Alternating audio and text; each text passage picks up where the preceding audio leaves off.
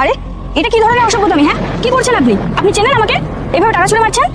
সত্যি তো আপনার মধ্যে কোনো ম্যানার্স নেই নাকি? আর এটা কিরকম অসভ্যতামি? তুই এত কেন কথা বলছিস? তোর তো সম্পর্ক টাকার সাথে, আর তোকে আমি টাকা দিচ্ছি। ইনফ্যাক্ট আমি তোকে আরো অনেক টাকা দেবো, আর তার বিনিময় শুধু তোকে আমার বন্ধুকে জাস্ট একটা কিস করতে হবে। একটা কিসের কারণে আমি তোকে 1,00,000 টাকা দেবো। চয়েস তো, বল যাবি আমার সাথে? আজব মহিলা তো আপনি। দেখছেন তো ও আমার গার্লফ্রেন্ড, আর ও টাকার জন্য আপনার বন্ধুকে কেন কিস করতে যাবে? শুনুন, ও অন্য কোনো মেয়ের মতো না। আরে দাদা, সেটা ওকেই ডিসাইড করতে দিন না।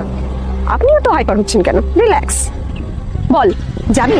দেখ, আমি যতদূর জানি তোকে এর আগে সামান্য একটা কিসের জন্য কেউ এত টাকা দেয়নি, আর আমার কাছে টাকার গাছ আছে। আমি চাইলে তোকে আরো অনেক বেশি টাকা দেবো। এবার চয়েস তোর কাছে। তুই একটা কিস করলে আমি তোকে 2,00,000 টাকা দেবো। ডিসাইড কর তাড়াতাড়ি। আরে তুমি চুপ কেন করে রয়েছো? তুমি বলতে পারছো না যেতে?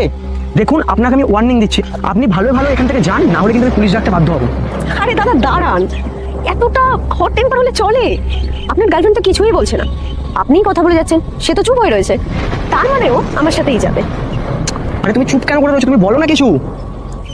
দেখ, তোকে আমি একটা ভালো অফার দিয়েছিলাম, এবার তুই নিবি কি নিবি না সেটা তোর পার্সোনাল ম্যাটার। আমি যতদূর জানি এত টাকা তুই ইজিলি পাবি না। ঠিক আছে, ইটস ওকে, বাই। আমি যাব। তুমি যাবে মানে? তুমি ওই সামান্য 2,00,000 টাকার জন্য তুমি আমাকে ছেড়ে অন্য একটা ছেলের সাথে চলে যাবে? এই শোন, তুই এখান থেকে যা। আমি যাবো মানে? এখন আমি চলে যাবো? তুমি আমার গার্লফ্রেন্ড, আর তুমি শুধুমাত্র আমার সাথে যাবে। দেখ, তোকে আমার যেটুকু প্রয়োজন ছিল সেটুকু আমার মিটে গেছে, আর আমি শুধু টাকা চিনি। টাকা ছাড়া আমি কিচ্ছু চিনি না। তুই এখান থেকে যা। চল, আমি রাজি। চল।